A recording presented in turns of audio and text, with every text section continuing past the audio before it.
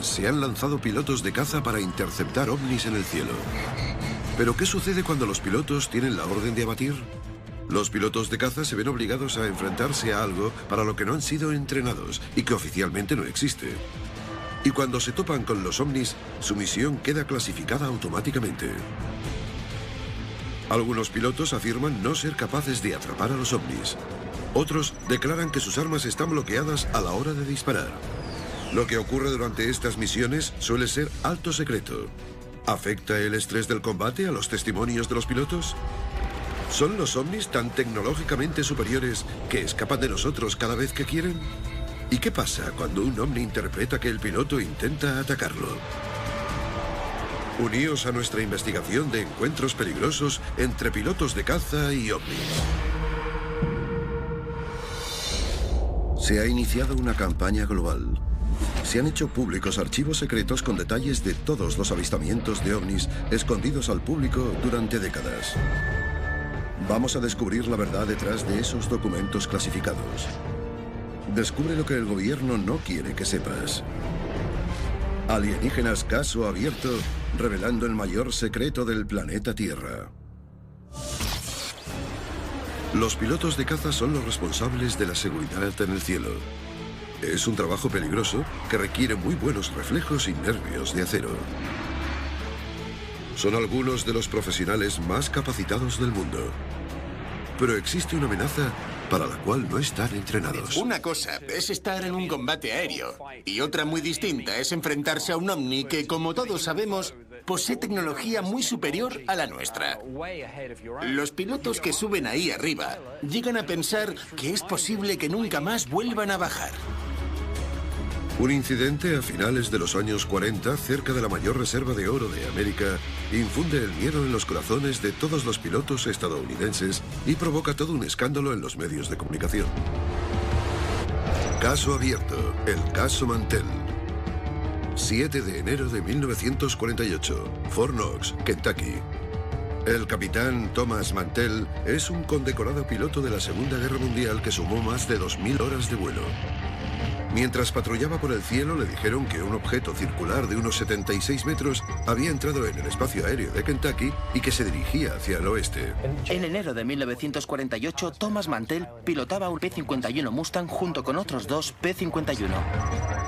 3 testigos de la torre de control de Goldman Field en Fort Knox establecieron contacto visual. Los P-51 Mustang de la Guardia Nacional Aérea de Kentucky desviaron su rumbo hacia el objeto y aceleraron. Según dice Mantell, declaró a través de la radio que el objeto parecía de metal y que era enorme. Se encontraba a unos 6.000 metros de altura cuando su P-51 comenzó a dar vueltas totalmente fuera de control y posteriormente se estrelló. El joven Mantell, de 25 años, murió al instante.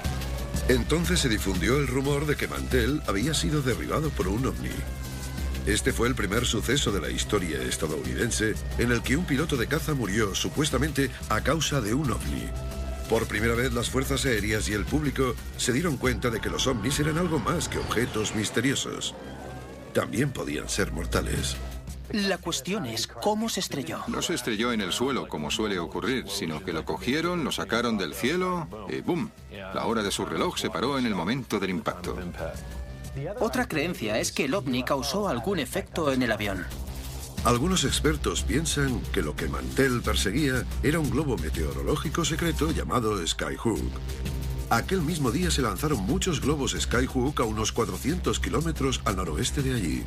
Pero ninguna de las explicaciones encajaba y los militares pidieron que la identificación de ovnis fuese una prioridad máxima. Esto comenzó a difundirse entre los militares y provocó cierta histeria y cierto miedo. Si tu comandante te ordena que acabes con el enemigo y resulta que el enemigo es mejor que tú, supone una gran amenaza y a la vez un gran problema. Años después, un incidente en Brasil confirma el hecho que ha abrumado a todo el mundo militar durante 40 años. Una cosa es perseguir ovnis y otra muy distinta es conseguir atraparlos. Caso abierto, el incidente de Sao Paulo. Sao Paulo, Brasil, 19 de mayo de 1986. Aquel año se detectaron 20 ovnis con un radar y varios testigos llegaron a verlos. 2 reactores de caza F-5E y 3 Mirage despegaron de la base de las Fuerzas Aéreas de Santa Cruz y de Annapolis. Los radares detectaron 20 objetos. Durante 4 horas, muchos aviones vieron aquellos objetos sin identificar volando. Algunos de estos pilotos percibieron a los ovnis de manera visual, al igual que a través de los radares, lo que involucró a 6 o más aviones militares. En una rueda de prensa, el general brasileño Octavio Lima declaró que en algún momento la persecución se invirtió y el avión de combate F-5E fue rodeado por 13 luces de colores que comenzaron a perseguirlo, 7 por un lado y 6 por el otro.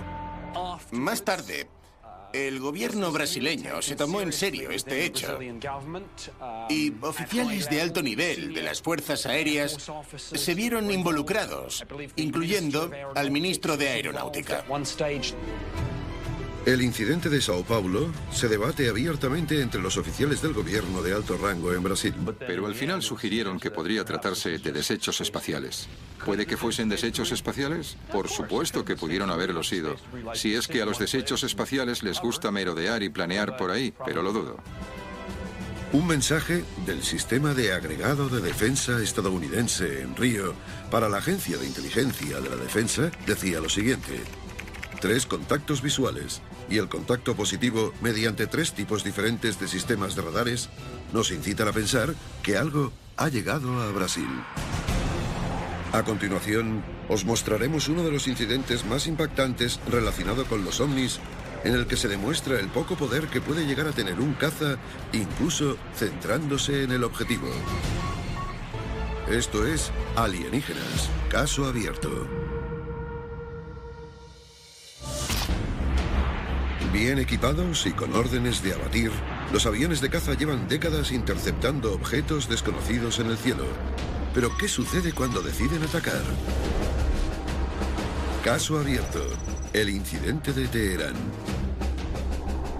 Teherán, Irán, 19 de septiembre de 1976. Los ciudadanos detectan un ovni y la torre de control del aeropuerto internacional de Mehrabad lo confirma. Era de unos 91 metros de diámetro. El radar que lo detectó fue el de un F-4 Phantom. El objeto se iba haciendo cada vez más grande en la pantalla, por lo que preguntaron qué era lo que tenían que hacer, y en control dieron órdenes de derribarlo. Uno de los pilotos se acercó al ovni. Lo describió como un objeto muy luminoso, como una pequeña luna brillante. Pero lo que ocurrió después desafía todas las explicaciones posibles. Un segundo ovni salió del primero y disparó al F-4 Phantom.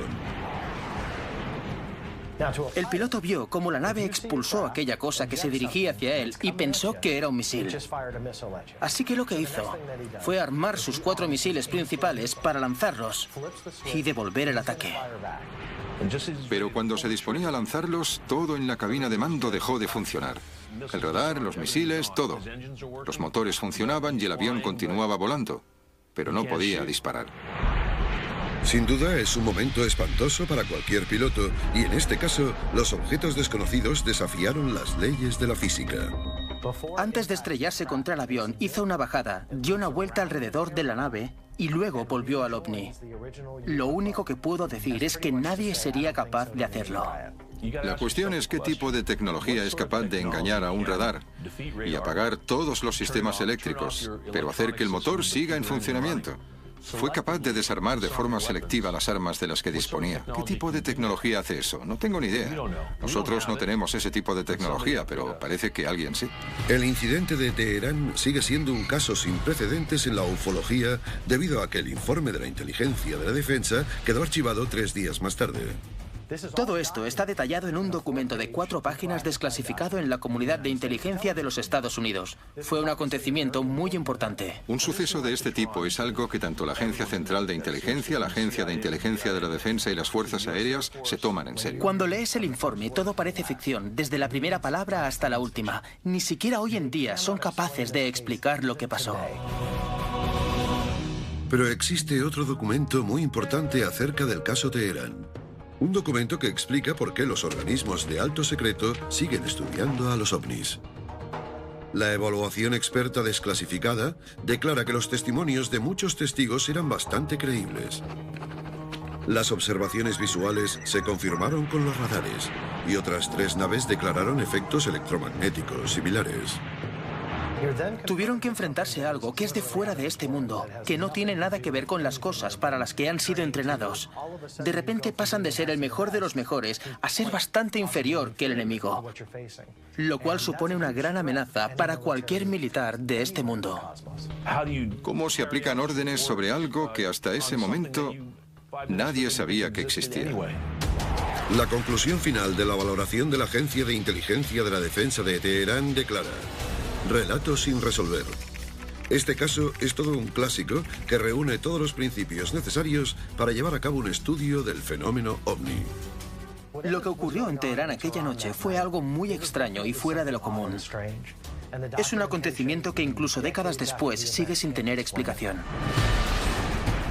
A continuación, el único caso de la historia militar en el que un piloto de caza recibe órdenes de abatir y presuntamente golpea a un ovni. Esto es Alienígenas, caso abierto.